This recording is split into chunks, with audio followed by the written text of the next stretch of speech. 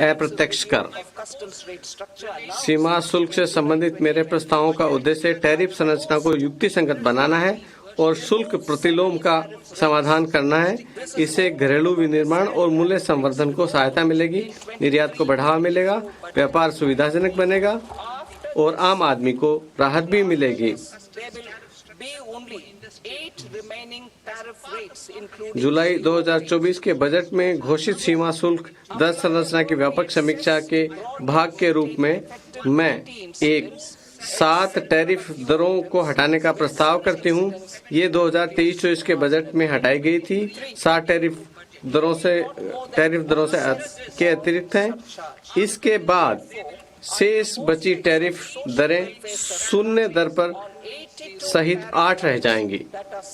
दूसरा, मोटे तौर पर प्रभावी शुल्क दायित्व बनाए रखने के लिए कुछ मदों जहां ऐसे दायित्व मामूली रूप से कम होगा को छोड़कर उपयुक्त कर लगाने का प्रस्ताव करती हूं। तीसरा, एक से अधिक उपकर अथवा अधिभार नहीं लगाने का प्रस्ताव करती हूं। इसलिए मैं उपकर के अधीन 82 टैरिफ लाइनों पर समाज का कल्याण अधिभार से छूट देने का प्रस्ताव करती हूं। मैं अब क्षेत्र विशिष्ट प्रस्ताव प्रस्तुत करती हूँ। औषधि और दवाओं पर आयात पर राहत।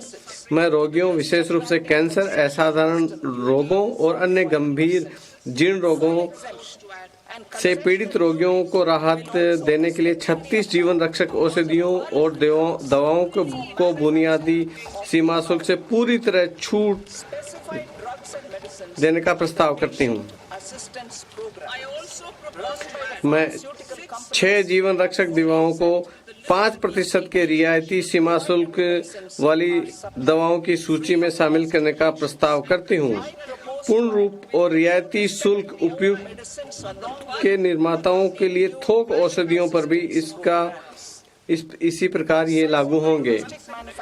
औषधियों कंपनियों द्वारा चलाए जाने वाले रोगियों सहायता कार्यक्रमों के अंतर्गत विशिष्ट औषधियां और दवाएं BCD से पूरी तरह छूट प्राप्त हैं, बशर्ते कि दवाओं की आपूर्ति रोगियों को निःशुल्क की जाए। मैं 13 नए रोगी सहायता कार्यक्रम के साथ साथ 37 अन्य दवाओं को इसमें शामिल करने का प्रस्ताव करती हूँ। घरेलू विनिर्माण और मूल्य वर्धन को सहायता। महत्वपूर्ण खनिज। जुलाई 2024 के बजट में मैंने 25 ऐसे महत्वपूर्ण खनिजों पर BCD से पूरी तरह से छूट दी थी जो घरेलू तौर पर उपलब्ध नहीं है। मैंने 2 अन्य ऐसे खनिजों पर भी BCD कम की थी ताकि विशेष रूप से MSME द्वारा उनकी प्रोसेसिंग को बड़ा प्रोत्साहन दिया जा सके। अब मैं कोबाल्ट पाउडर और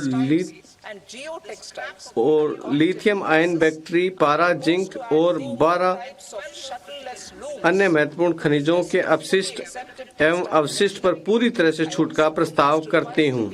इससे भारत के विनिर्माण के लिए उनकी उपलब्धता सुनिश्चित करने तथा हमारे युवाओं को लिए अधिक रोजगार उपलब्ध कराने में मदद मिलेगी।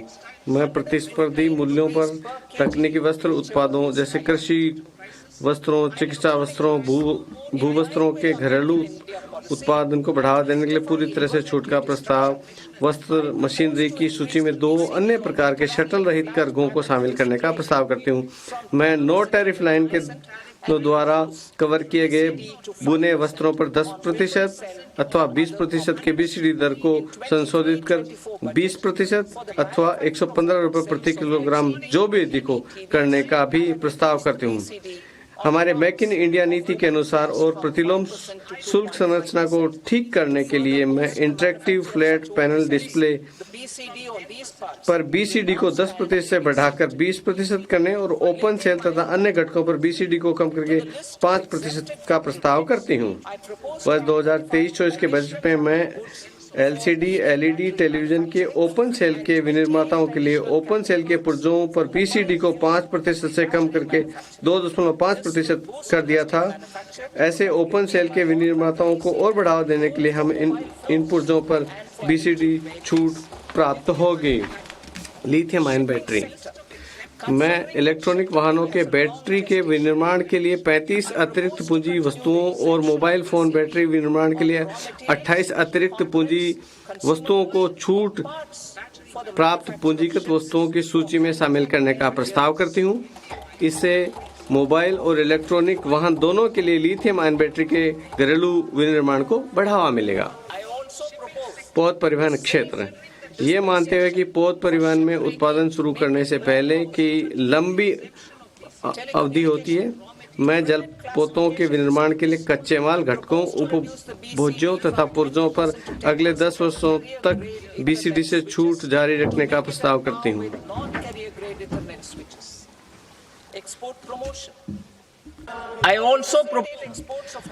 मैं पुराने पोतों को तोड़ने और अधिक प्रतिस्पर्धी बनाने के लिए इस सामान छूट देने का भी प्रस्ताव करते हूँ। मैं वर्गीकरण उत्पादों को रोकने के लिए कैरियर ग्रेड इथरनेट स्विच पर BCD non carrier ethernet switch को सक्षम बनाने के लिए 20% से कम करके 10% का प्रस्ताव करती हूँ। हस्तशिल्प के निर्यात को बढ़ावा देने के लिए मैं निर्यात की समयावधि को 6 महीने से बढ़ाकर 1 वर्ष करने का प्रस्ताव करती हूँ, जिससे आवश्यकता पड़ने पर आगे और 3 महीने के लिए बढ़ाया जा सकता है। मैं शुल्क मुक्त इनपुट की सूची में 9 और मदों को शामिल करने का भी प्रस्ताव करती हूँ। लेदर क्षेत्र, मैं घरेलू मूल्य वर्धन और रोजगार के लिए आयात और सुविधाजनक बनाने के लिए वेट ब्लू लेदर पर BCD से पूर्ण छूट देने का प्रस्ताव करती हूँ। मैं छोटे चर्म शोधकों द्वारा निर्यात को सुविधाजनक बनाने के लिए क्रस्ट लेदर को 20% निर्यात शुल्क से छूट देने का भी प्रस्ताव करती हूँ।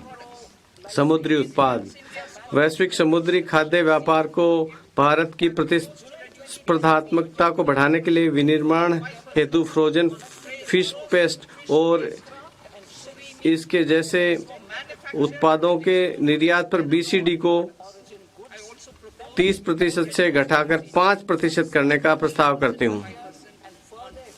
मैं मछलियों और झींगों का आहार बनाने के लिए फिश हाइड्रोसिलेट पर BCD को 15% से घटाकर 5% करने का प्रस्ताव करती हूँ। जुलाई 2024 के बजट में वायुयानों और जलयानों के लिए घरेलू MRO के विकास को बढ़ावा देने के लिए मैंने मरम्मत के लिए आयातित विदेशी मूल की वस्तुओं को निर्यात की समय सीमा 6 महीने से बढ़ाकर 1 वर्ष की थी, जिसे आगे 1 वर्ष के लिए और बढ़ाया जा सकता है। अब मैं रेल सुविधाओं के लिए भी इसी छूट का प्रस्ताव भी करती हूँ। वर्तमान में समय सीमा शुल्क अधिनियम 1962 में प्रोविजनल कर निर्धारणों को अंतिम रूप देने के लिए किसी समय सीमा का प्रावधान नहीं है, जिससे व्यापार में अनिश्चितता रहेगी और लागत बढ़ेगी। व्यवसाय करने की सुगमता को बढ़ावा देने के उपाय के रूप में मैं प्रोविजनल कर निर्धारण को अंतिम रूप देने के लिए 2 वर्षों की समय सीमा तय करने का प्रस्ताव करती हूँ, जिसे 1 वर्ष के लिए बढ़ाया जा सकता है। मैं एक नया प्रावधान शुरू करने का प्रयास करती हूँ, जिसे आयातक या निर्यातक माल की मंजूरी के बाद स्वेच्छा से महत्वपूर्ण तथ्यों की घोषणा कर सकें और जुर्माने के बिना ब्याज सहित शुल्क का भुगतान कर सकें। इससे स्वैच्छिक अनुपालन को प्रोत्साहन मिलेगा। तथापि ये प्रावधान उन मामलों पर लागू नहीं होगा जिनमें विभाग पहले ही लेखा परीक्षा या अन्वेषण कार्रवाई शुरू कर चुका है। उद्योगों को अपनी आयातों की बेहतर योजना बनाने के उद्देश्य से मैं संगत नियमों में आयातित इनपुट के अंतिम उपयोग की समय सीमा 6 महीने से बढ़ाकर 1 वर्ष करने का प्रस्ताव करती हूँ। इससे लागत और आपूर्ति की अनियमितता को ध्यान में रखते हुए प्रचालन संबंधी लचीलापन मिलेगा। इसके अलावा ऐसे आयातकों को मासिक विवरण के बजाय अब केवल तिमाही विवरण दाखिल करना होगा।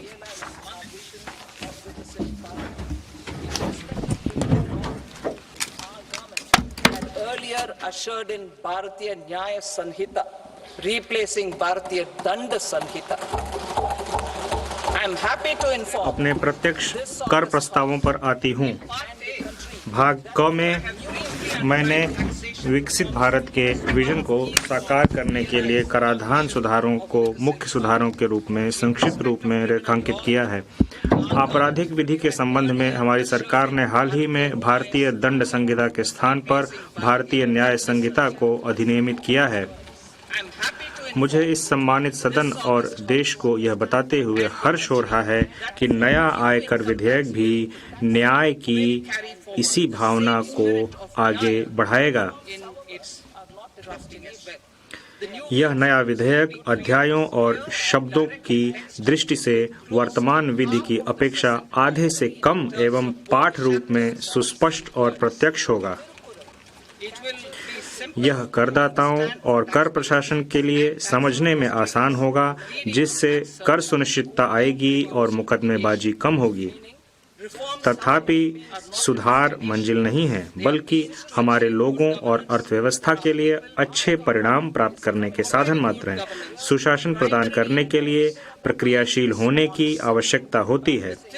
द थिरुकुरल ने श्लोक 542 में इसे व्यक्त किया है, जो इस प्रकार है: वानों की वाजहुम उलागेल्ला मन्नावन कोनों की वाजहुम कुडी, अर्थात जैसे जीवित प्राणी वर्षा की आशा में जीते हैं, वैसे ही नागरिक सुशासन की आशा में जीते हैं। हमारी सरकार इस बात के लिए प्रतिबद्ध है कि जमीनी हकीकत पर पैनी नजर रखते हुए और स्थितियों का गहन जायजा लेते हुए उचित प्रक्रिया की जाए और इसके साथ ही राष्ट्र निर्माण के हमारे प्रयासों के साथ संतुलन भी बनाए रखा जाए। निम्नलिखित उपाय इस बात का ब्यौरा देंगे कि प्रधानमंत्री मोदी जी के नेतृत्व में हमारी सरकार ने नागरिकों द्वारा व्यक्त आवश्यकताओं को समझने,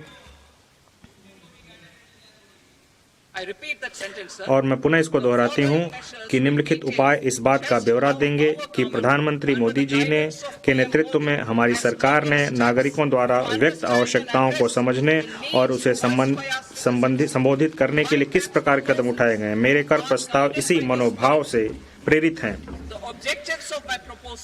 मेरे प्रस्ताव के उद्देश्य इस प्रकार हैं: मध्य वर्ग पर विशेष ध्यान देते हुए व्यक्तिगत आयकर सुधार, कठिनाइयां कम करने के लिए टीडीएस और टीटीएस को युक्ति संगत बनाना, स्वैच्छिक अनुपालन को प्रोत्साहित करना, अनुपालन के बोझ को कम करना, व्यवसाय कम करने की सुगमता, रोजगार और निवेश। मैं वैयक्तिक आयकर के संबंध में अपना प्रस्ताव अंत में प्रस्तुत करूंगी। कठिनाइयां कम करने के लिए टीडीएस और टीडीएस को तर्कसंगत बनाना।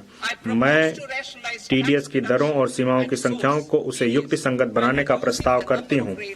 इसके अलावा बेहतर स्पष्टता और एकरूपता के लिए टीडीएस हेतु राशि की सीमा बढ़ाई जा रही है।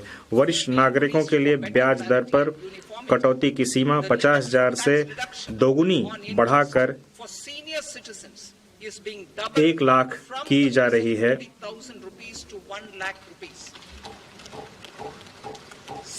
इसी प्रकार किराए पर टीडीएस के लिए वार्षिक सीमा जो कि 2.40 लाख से बढ़ाकर 6 लाख कर दी गई है। इससे टीडीएस देयता वाले लेन देनों की संख्या में भारी कमी आएगी और भुगतान पाने वाले छोटे करदाता लाभान्वित होंगे।